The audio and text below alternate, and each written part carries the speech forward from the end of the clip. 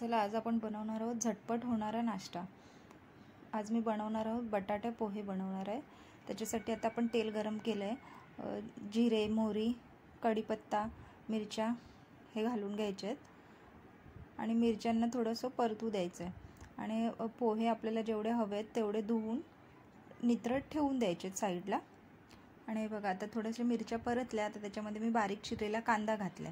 बारीक चिरलेला कांदा घातल्यानंतर तो फक्त थोडासा तेलामध्ये मिक्स करून घ्यायचा आणि त्याच्यानंतर आपण आता ह्याच्यामध्ये बटाटे घालणार आहे। बटाटे थोडे पातळ चिरायचे आणि कांद्यामध्ये घालायचे। जेव्हा आपण कांदा परतत असतो तेव्हाच बटाटे घालून घ्यायचे, म्हणजे कांदा लाल होतो, त्याच्याबरोबर आपले बटाटे पण शिजले जातात।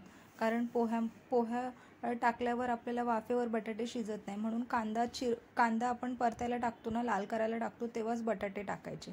म्हणजे बटाटे घातले की कांदा परतताना बटाटे पण शिजून निघतात।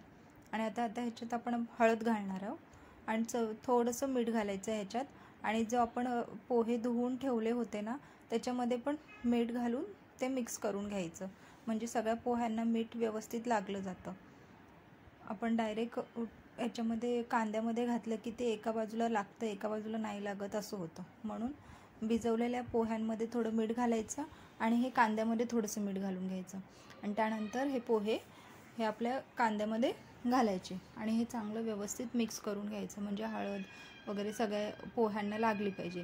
अशा प्रकारे हे आता मिक्स करून घ्यायचे। झटपट होणारा नाश्ता आहे। आपल्याला काही कंटाळा आला असेल तेव्हा हे पोहे सोपे पडतात बनवायला। आणि बटाटा पोहे तर खूपच छान लागतात खायला।